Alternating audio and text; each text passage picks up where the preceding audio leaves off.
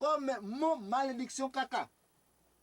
Ok, bongo sikoyo, bongo soki oyo ezake balance pour faux. Le tindi mutu kendo soma nanga kwanga zana endra mutanga yeko yebsoke kwanga zana obi swat na $5 sigwana mutango nini ko bete. Nzambe alobike alinyaka balance pour faute. Bato bazalaka yete azui commission azui cop ya likambo ake atriche ba prix yango za koloba. Eke likambo tindi ye eza na 50 ya komisango na 80 100 po akosa. Mutu nlemwana ya solo ako gani na jour wana na minute wana. Mais ye baka yete mutu azali esprit. Mutu tita waza ko découvrir ke wapesi yo makambo yo oke ko sala moyibi.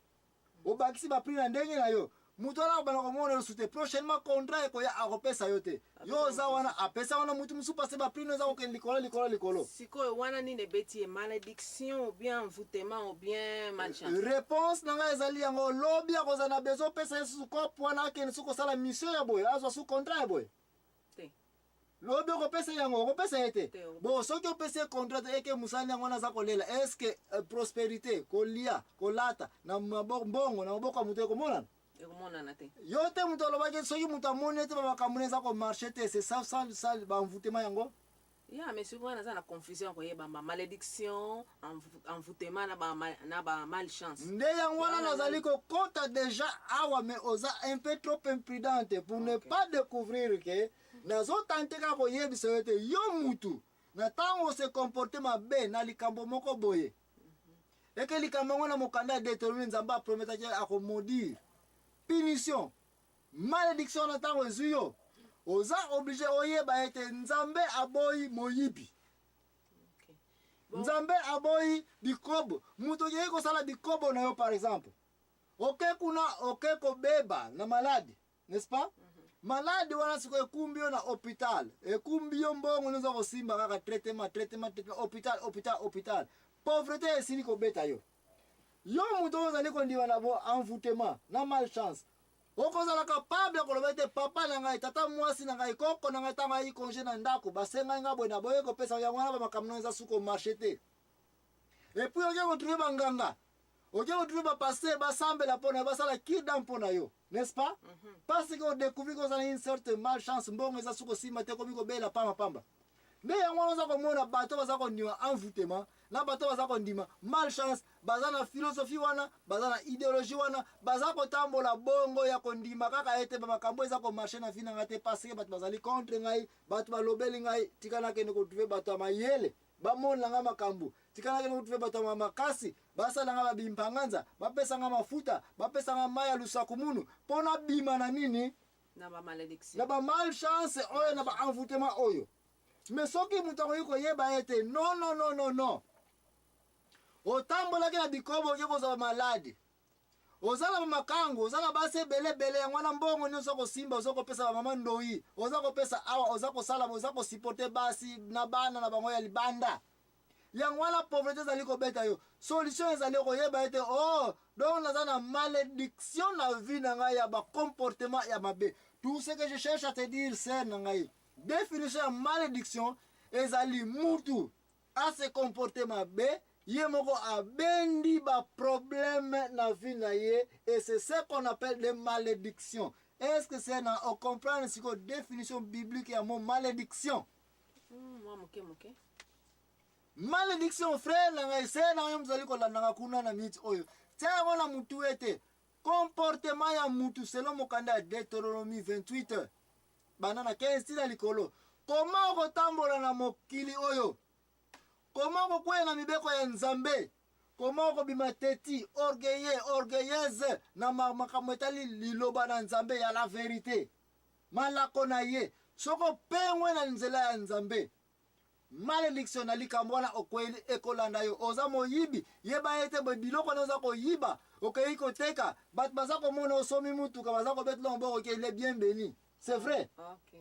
Mais yeba ete nzamba yebike mbongo wana oza ko sala ya moyibi lobi soke yeli yo ete poche wana nzela wana okena ko yibela ekangami tanango ekoki ete moyibi nona esuki batu na quartier bakomona yo ke azalaka boye mais sikoyo yo okomi kobenga yango naza na ba envoûtement Ambo? Oh, nazala ba malchance malchance. et puis okomi kokende oluka nini Banganga, ba pasteur, basala nini bampeva ndongo basala lusaku munu yango wana nazongi lisusu sere nanga sikoyo parce que situation eza très compliqué mpona kokota mpenza nazongi mpona koexplike bino nyonso sikoyo ete envoûtement malchance na vie ya mutu soki eyeke acomprendre que j'ai des envoûtements j'ai de la malchance mutu oyo akomi na panique e solution ya mutu oyo kokende koluka moninga na ye mutu azwila ye nini solution Oleko luka nzambe, yake luka. mais malédiction soki mutu adécouvrir ke ngai nazalaki kogane nazalaki na mituka nazalaki kotonga bandako mais ayebi ke sikoyo une sorte de malédiction ebandi kobeta eke bandoka akoki kotonga so ndako te aza so na mituka te akoki so kosiporte bamakambo aza kosala oyo eza kopesa succès na vie te soki akoki koyeba définition ya malédiction mbangu akozonga na mokanda ya Deutéronomie akozonga na Bibilia 28. oui akoya kodécouvrir ete eske comment oza kotongela bandako wana réponse ne kozala oui nazalaki ingénieur en projet ya construction ya pont ya route ya baprojet ndenge na ndenge nazalaki kozwa basaki ya nsima oyo nazalaki koyiba yango nazalaki kotiango na baprojet na ngai ya ndako privé nazalaki directeur na compagnie nazalaki koyiba nazalaki mutu te nazalaki kotungisa bato na balabala kobotola bango bambongo babiloko nde yango wana mokili ezalaki komona te naza koganye me o nzambe na ngai lelo na comprendre ete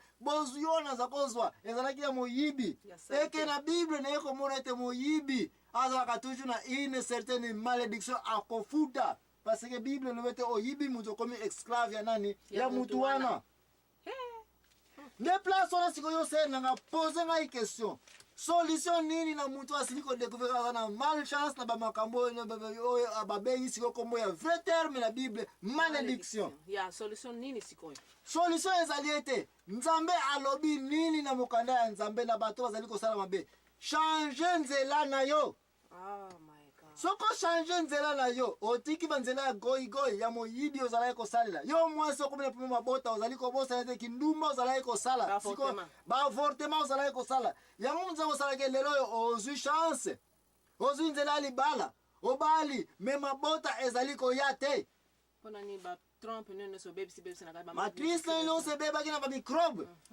matrice na yo nyonso ebebaki paseke baovulation nyonso ozikisi yango na bakisi ya kokanga mabumu ya baavortement basala yo d'une façon kiretage ya mabe ekomboli batrompe nyonso wana lelo obali moyen bota ezali te oyebi makambo osalaki dans le passé oza oblige obenga yango na vrai kombo na yango malédiction causée par bikobo Sikoyo nayebi bato mosusu komona neti o tataleki na biso asalaka ngai boye me tataleki yango asi akufa yango nabotaka te sikoyo bakebla baluki banganga baceremonie nyonso wana basali balobi avant obota kende na cimetière zwa ceinture papa leki na yo asengaka yo opesaka ye te somba yango kende kotikela na cimetière bake basali yango mpe batikeli na cimetière epuis moto abandi kobota question ezali wana ya bo il faut kotala basituation oyo très bien parce que mutu yango akei kuna kotrouve banani banganga babotisa ye n'est-ce pas ngai avant na répondre yo ntango tokozonga ngai l'impresario Joakim Zambwana na korépondre yo bamakambo nini esalaka ye te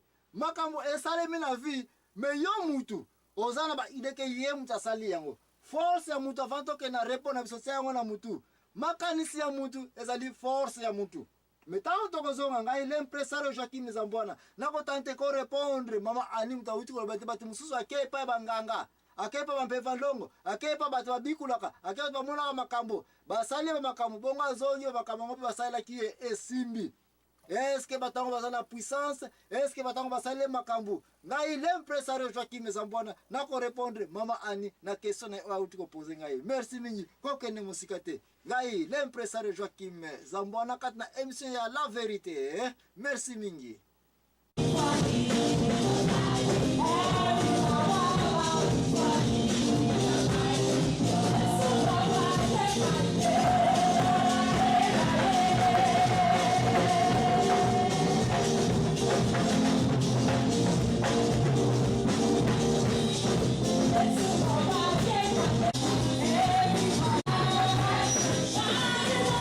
ezali présenté pa na ngai l'impresario Joaquim Zambwana ndeko na ngai kokende mosika te tosili kozonga lisusu awa na émission ya mpoko ya lelo yo. Ngai na mama Ani tozali ko développer sujet étalé vérité sur la malédiction. Malédiction touta ko banda na bao basili ko ya retard ko loba ete makambo ezali keza ko marcher te na via mutu qui est c'est vrai. Et puis na eko yoka epa ya mama Ani selon ba recherche na culture na ete makambo ezali ko sala ete mutu makambo ezali ko marcher te ezali ebele. Ya liboso na banza uta ko loba ete ko iko zala bata quartier bata famille bata pembeni bata musala basa contre succès yo contre succès na yo et puis bakena bilibanda basali ba bimpanganza bakomi ko loba yango na makambo ezali ko marcher te et puis obenyango ba mvutema obenyango ba malchance. Mais ngai taona na sera ki batoke ne ko pema na pesa ki bino verset biblique oyo émission